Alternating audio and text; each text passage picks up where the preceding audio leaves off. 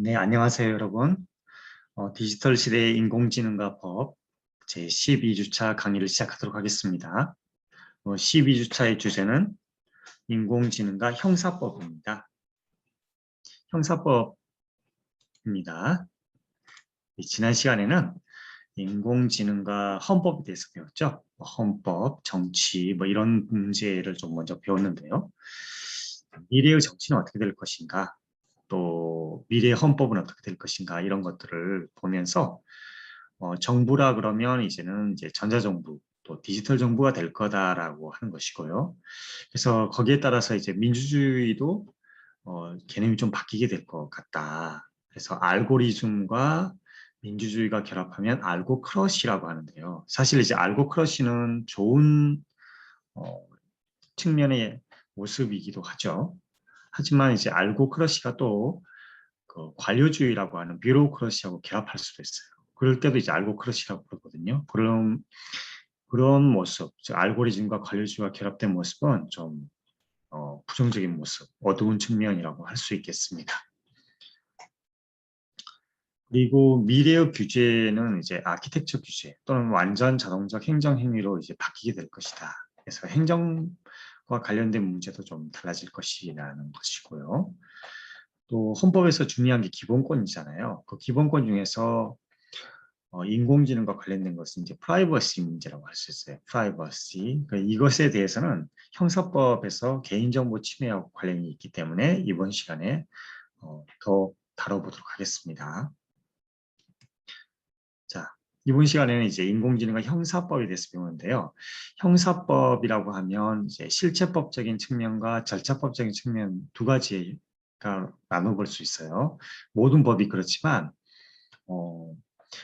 그래서 절차법이라 그러면 이제 재판을 위한 법이거든요. 그래서 흔히 이제 소송법, 민사소송, 형사소송과 같은 것이 절차법이라고 할 수 있어요. 그럼 이제 재판을 할 때 인공지능에 의해서 재판이 이루어진다는 거거든요.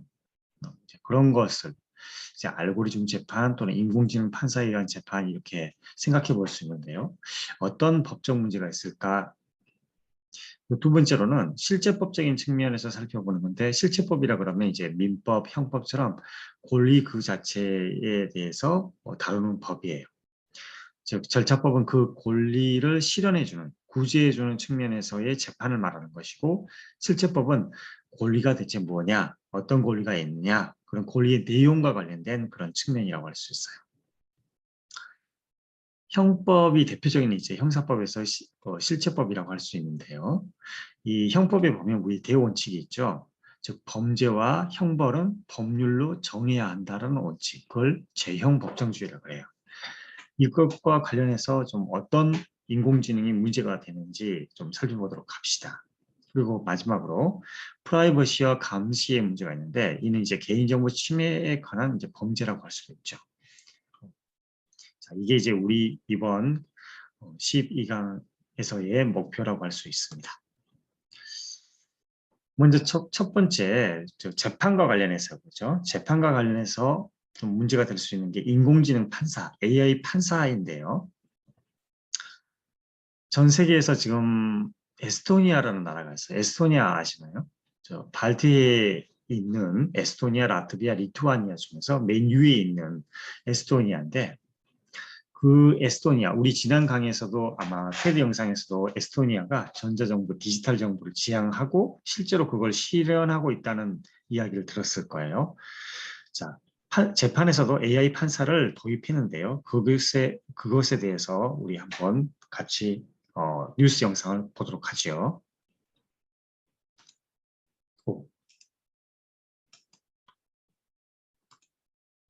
이게 링크가 다시 걸어두겠습니다.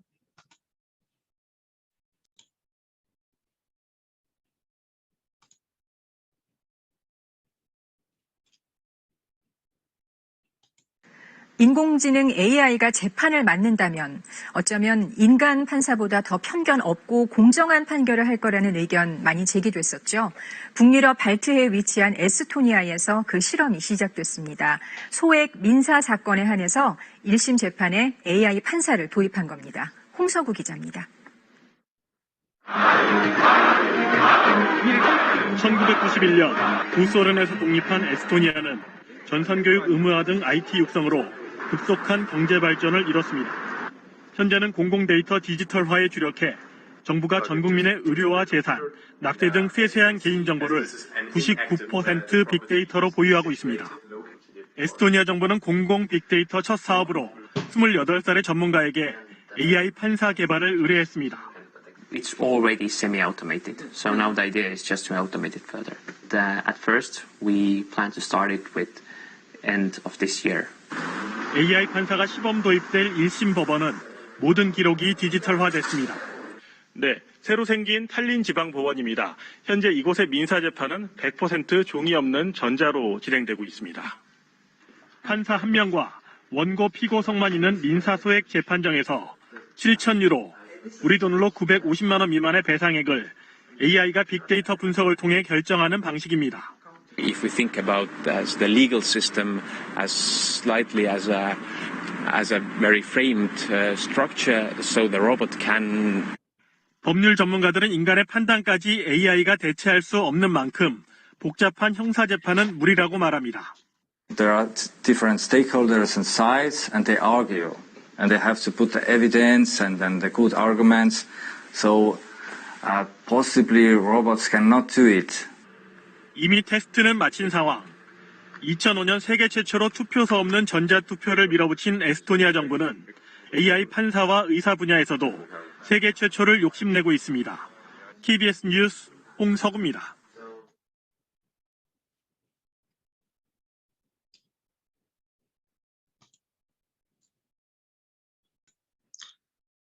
네, 여러분 어떻게 잘 보셨어요?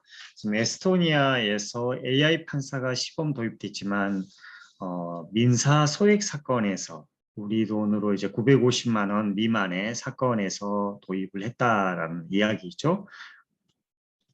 좀 정리를 해보자면요. 에스토니아 사례는 전 세계에서 지금 최초인데요. 민사 재판 중 소액 사건 심판에 활용을 하고 있고, 나머지 민사 재판, 그러니까 소액 사건이 아닌 나머지 재판을 말하는 거죠. 그런 재판이나 또는 형사 재판, 지금 우리 이번 강의에서 다룰 형사 재판 같은 경우는 고도의 판단이 요구되기 때문에 아무래도 AI가 아닌 인간 판사가 필요하다라는 이야기입니다. 제 생각은 우리 재판을 할 때 이런 단계를 거치거든요. 일단 사실관계를 파악을 해요. 사실관계. 그런 다음에 그 사실관계에 적용이 되는 법을 해석해서 적용을 합니다. 그리고 이제 권리구제를 하고 분쟁 해결을 통해서 결론을 내리는 단계예요. 이제 쉽게 이야기를 하자면, 자, 여러분이 이제 교통사고가 났어. 그러면 자, 교통사고를 나면 이제 민사도 있고 형사도 있고 그렇겠죠, 그죠? 그래서 형사 같은 경우는 그 가해자가, 그죠?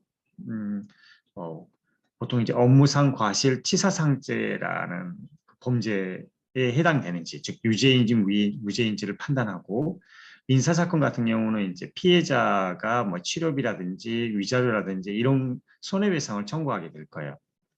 그럴 때 어떻게 재판을 하는 거냐면, 첫 번째로는 사실관계를 파악해요. 그래서 원고가 보통 이제 피해자거든요. 권리가 있는 사람, 권리를 구제받을 사람이에요. 원고가 교통사고를 몇 월 며칠 몇 시경에 어떤 도로에서 어떻게 해서 당했다. 가해자는 어떻게 해서 교통사고를 냈다. 이런 식으로 사실관계를 먼저 파악합니다. 그죠? 그리고 거기에 대해서 이제 법을 적용을 하는데요. 예를 들어서 민사사건 같은 경우는 이제 민법이나 아니면 민사특별법, 보통 이제 자동차 손해배상 보장법이라는 법이 있어요. 그 법에 비춰서 이제 그 법을 이 사실관계에 적용을 합니다. 필요하다 그러면 이제 그 법에 뭐 운전자가 뭐냐, 고의과실이 뭐냐 이런 식으로 이제 해석을 하는 단계예요. 형사 같으면 어떻게 해요? 뭐 업무상 과실치사상죄, 사람이 죽었으면 이제 치사죄가 되고, 그죠? 사람이 다쳤으면 업무상 과실치상죄가 되는데, 그 범죄, 그 형법에 이 지금 교통사고에 관한 사실관계가 적용이 되느냐 안 되느냐 이걸 따져보는 거예요. 그런 다음에 적용이 되면 그때는 이제 민사재판에서는 손해배상 해줘라 이렇게 되는 거고, 형사재판에서는 그러면 가해자는 그런 이제 업무상 과실치사상죄라고 하는 범죄에 해당이 된다. 따라서 유죄다. 이런 식으로 이제 몇 년의 뭐 징역형이나 뭐 이런 식으로 이제 형벌을 가하겠죠. 근데 이런 과정들이 그냥 논리적인 과정이에요. 근데 우리 이제 인공지능이 바로 이런 것에 친하다는 거예요. 인공지능으로 할 수 있다라는 이야기입니다. 그래서 어떻게 인공지능 쪽에서는 하냐면, 일단 과거에 비슷한 사실관계가 쭉 나가 있을 거 아니에요. 그죠? 그럼 그 판례가 있어요. 그죠? 그런 판례들을 거기다 입력을 합니다. 입력을 하면 그 자체가 이제 빅데이터가 되는 거예요. 그리고 이제 새로운 사건에 대해서 그것을 적용을 하는데, 그때 이제 논리 연산이라는 과정을 거치게 되겠죠. 과거에 이런 교통사고에서는 이 정도의 유죄 판단을 해서 형벌을 내렸고, 민사재판 같은 경우는 그런 경우에 얼마의 손해배상을 해줬다.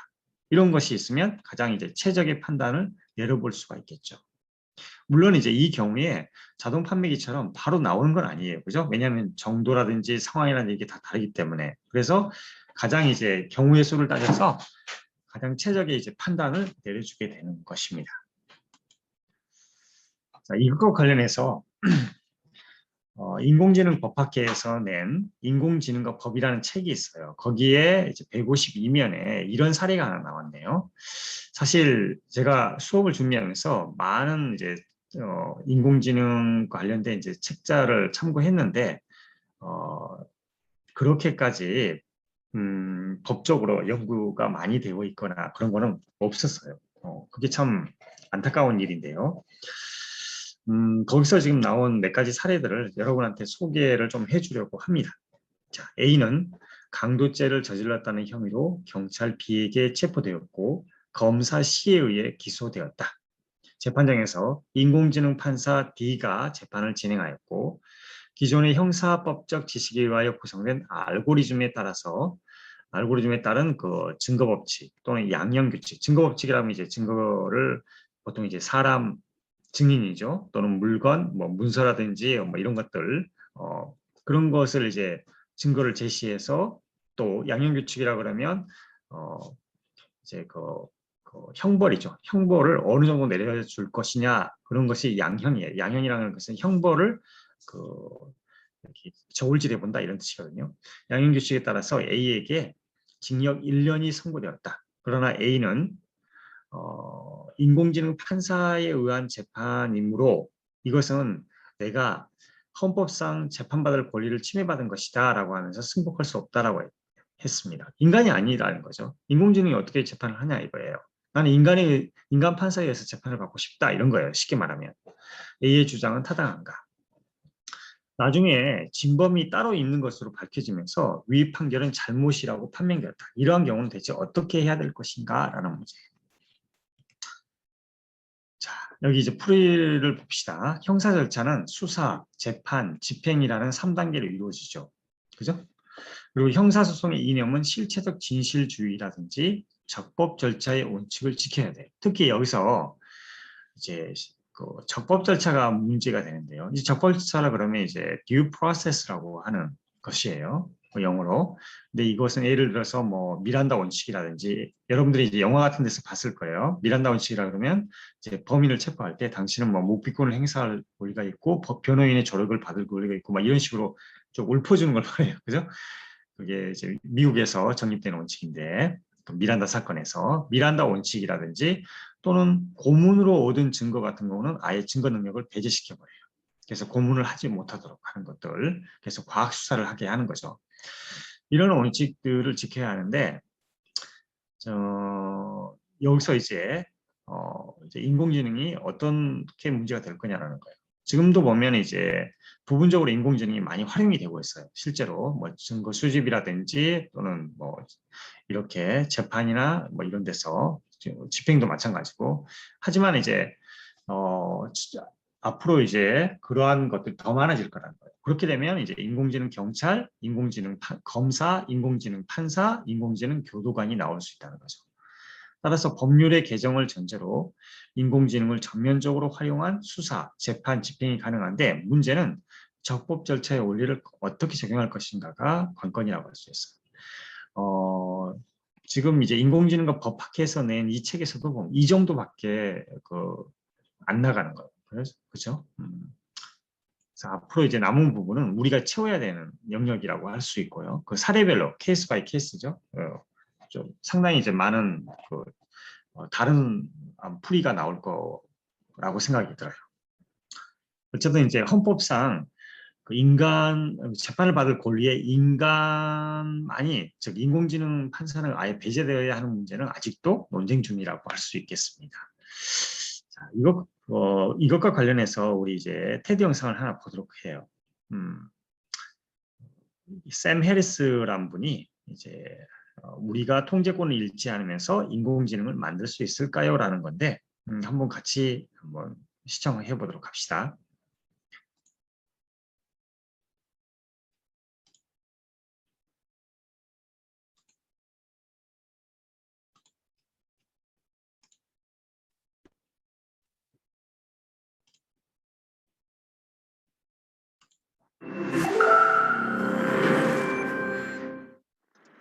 I'm going to talk about a failure of intuition that many of us suffer from. It's really a failure to detect a certain kind of danger. I'm going to describe a scenario that I think is both terrifying and likely to occur. And that's not a good combination, as it turns out. And yet, rather than be scared, most of you will feel that what I'm talking about is kind of cool. I'm going to describe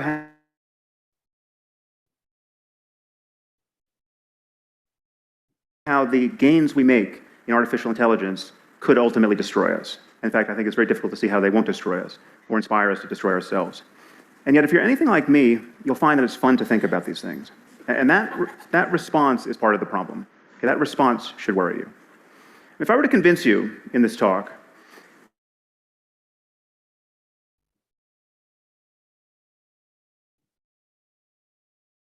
that we were likely to suffer a global famine, either because of climate change or some other catastrophe, and that your grandchildren or their grandchildren are very likely to live like this, you wouldn't think, interesting, I like this TED Talk. Okay. Famine isn't fun. Death by science fiction, on the other hand, is fun. And one of the things that worries me most about the development of AI at this point is that we seem unable to marshal an appropriate emotional response to the dangers that lie ahead. Okay, I'm unable to marshal this response, and I'm giving this talk. It's as though we stand before two doors. Behind door number one, we stop making progress in building intelligent machines. Our computer hardware and software just stops getting better for some reason. Now take a moment to consider why this might happen. I mean, given how valuable intelligence and automation are, we will continue to improve our technology if we are at all able to. What could stop us from doing this? A full-scale nuclear war? A global pandemic? An asteroid impact? Justin Bieber becoming president of the United States?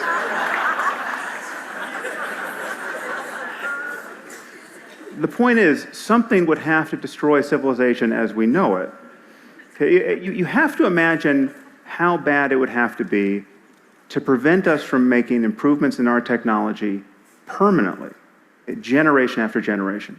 Almost by definition, this is the worst thing that's ever happened in human history. So the only alternative, and this is what lies behind door number two, is that we continue to improve our intelligent machines year after year after year. And at a certain point, we will build machines that are smarter than we are. And once we have machines that are smarter than we are, they will begin to improve themselves. And then we risk what the mathematician I.J. Good called an intelligence explosion, that the process could get away from us. Now, this is often caricatured, as I have here, as a fear that armies of malicious robots will attack us. But that isn't the most likely scenario. It's not that our machines will become spontaneously malevolent. The concern is really that we will build machines that are so much more competent than we are that the slightest divergence between their goals and our own could destroy us. Just think about how we relate to ants. Okay, we don't hate them. We don't go out of our way to harm them. In fact, sometimes we take pains not to harm them. We step over them on the sidewalk. But whenever their presence seriously conflicts with one of our goals, let's say when constructing a building like this one, we annihilate them without a qualm. Okay, the concern is that we will one day build machines that, whether they're conscious or not, could treat us with similar disregard. Now, I suspect this seems far-fetched to many of you. I bet there are those of you who doubt that superintelligent AI is possible, much less inevitable. Right, but then you must find something wrong with one of the following assumptions, and there are only 3 of them. Okay. Intelligence is a matter of information processing in physical systems. Okay, actually, this is a little bit more than an assumption. But we have already built narrow intelligence into our machines, and many of these machines perform at a level of superhuman intelligence already. And we know that mere matter can give rise to what is called general intelligence, an ability to think flexibly across multiple domains, because our brains have managed it, right? I mean, there's just atoms in here. And as long as we continue to build systems of atoms that display more and more intelligent behavior, we will eventually, unless we are interrupted, we will eventually build general intelligence into our machines. It's crucial to realize that the rate of progress doesn't matter. Any progress is enough to get us into the end zone. We don't need Moore's law to continue. We don't need exponential progress. We just need to keep going. The second assumption is that we will keep going. We will continue to improve our intelligent machines. And given the value of intelligence, intelligence is either the source of everything we value, or we need it to safeguard everything we value. It is our most valuable resource. So we want to do this. I mean, we have problems that we desperately need to solve. We want to cure diseases like Alzheimer's and cancer. We want to understand economic systems. We want to improve our climate science. So we will do this if we can. The train is already out of the station, and there's no brake to pull. Finally, we don't stand on a peak of intelligence, or anywhere near it, likely. And this really is the crucial insight. This is what makes our situation so precarious. And this is what makes our intuitions about risk so unreliable. Now just consider the smartest person who has ever lived. On almost everyone's short list here is John von Neumann. I mean, the impression that von Neumann made on the people around him, and this included the greatest mathematicians and physicists of his time, is fairly well documented. I mean, if only half the stories about him are half true, there's no question he's one of the smartest people who's ever lived. So consider the spectrum of intelligence. Okay, we have John von Neumann, and then we have you and me, and then we have a chicken. Sorry, a chicken. There's no reason for me to make this talk more depressing than it needs to be. It seems overwhelmingly likely, however, that the spectrum of intelligence extends much further than we currently conceive. And if we build machines that are more intelligent than we are, they will very likely explore this spectrum in ways that we can't imagine and exceed us in ways that we can't imagine. And it's important to recognize that this is true by virtue of speed alone, right? So imagine we just built a superintelligent AI, right, that was no smarter than your average team of researchers at Stanford or at MIT. Well, electronic circuits function about 1 million times faster than biochemical ones. Okay, so this machine should think about 1 million times faster than the minds that built it. So you set it running for a week, and it will perform 20,000 years of human-level intellectual work, week after week after week. How could we even understand, much less constrain, a mind making this sort of progress? The other thing that's worrying, frankly, is that imagine the best case scenario. So imagine we hit upon a design of superintelligent AI that has no safety concerns. We have the perfect design the first time around. It's as though we've been handed an oracle that behaves exactly as intended. Well, this machine would be the perfect labor-saving device. It can design the machine, that can build the machine, that can do any physical work, powered by sunlight, more or less for the cost of raw materials. Okay, so we're talking about the end of human drudgery. We're also talking about the end of most intellectual work. So what would apes like ourselves do in this circumstance? Well, we'd be free to play frisbee and give each other massages, add some LSD and some questionable wardrobe choices, and the whole world could be like Burning Man. Okay. Now, that might sound pretty good, but ask yourself, what would happen under our current economic and political order? Okay, it seems likely that we would witness a level of wealth inequality and unemployment that we have never seen before, absent a willingness to immediately put this new wealth to the service of all humanity. Okay, well, a few trillionaires could grace the covers of our business magazines while the rest of the world would be free to starve. And what would the Russians or the Chinese do if they heard that some company in Silicon Valley was about to deploy a super intelligent AI? This machine would be capable of waging war, right, whether terrestrial or cyber, with unprecedented power. Now, this is a winner-take-all scenario. To be 6 months ahead of the competition here is to be 500,000 years ahead at a minimum. And so it seems that even mere rumors of this kind of breakthrough could cause our species to go berserk. Now, one of the most frightening things, in my view, at this moment, are the kinds of things that AI researchers say when they want to be reassuring. Okay? And the most common reason we're told not to worry is time. This is all a long way off, don't you know? This is probably 50 or 100 years away. One researcher has said, worrying about AI safety is like worrying about overpopulation on Mars. Okay, this is the Silicon Valley version of don't worry your pretty little head about it. Okay, no one seems to notice that referencing the time horizon is a total non sequitur. Okay, if intelligence is just a matter of information processing, and we continue to improve our machines, we will produce some form of superintelligence. And we have no idea how long it will take us to create the conditions to do that safely. Let me say that again. We have no idea how long it will take us to create the conditions to do that safely. And if you haven't noticed, 50 years is not what it used to be. I mean, this is 50 years in months. This is how long we've had the iPhone. This is how long The Simpsons has been on television. 50 years is not that much time to meet one of the greatest challenges our species will ever face.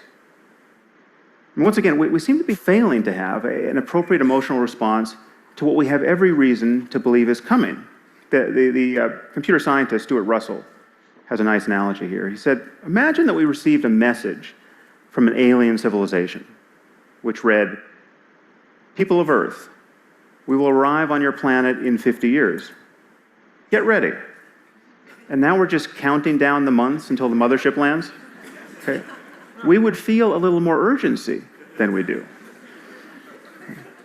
Another reason we're told not to worry is that these machines can't help but share our values because they will be literally extensions of ourselves. They'll be grafted onto our brains and will essentially become their limbic systems. Now take a moment to consider that the safest and only prudent path forward recommended is to implant this technology directly into our brains. Now, this may in fact be the safest and only prudent path forward, but usually one's safety concerns about a technology have to be pretty much worked out before you stick it inside your head. Okay. The deeper problem is that building superintelligent AI on its own seems likely to be easier than building superintelligent AI and having a completed neuroscience that allows us to seamlessly integrate our minds with it. And given that the companies and governments doing this work are likely to perceive themselves to be in a race against all others, given that to win this race is to win the world, provided you don't destroy it in the next moment, then it seems likely that whatever is easier to do will get done first. Now, unfortunately, I don't have a solution to this problem, apart from recommending that more of us think about it. I think we need something like a Manhattan Project on the topic of artificial intelligence. Not to build it, because I think we'll inevitably do that, but to understand how to avoid an arms race and to build it in a way that is aligned with our interests. When you're talking about superintelligent AI that can make changes to itself, it seems that we only have one chance to get the initial conditions right. And even then, we will need to absorb the economic and political consequences of getting them right. But the moment we admit that information processing is the source of intelligence, that some appropriate computational system is what the basis of intelligence is, and we admit that we will improve these systems continuously, and we admit that the horizon of cognition very likely far exceeds what we currently know, then we have to admit that we're in the process of building some sort of God. Now would be a good time to make sure it's a God we can live with. Thank you very much.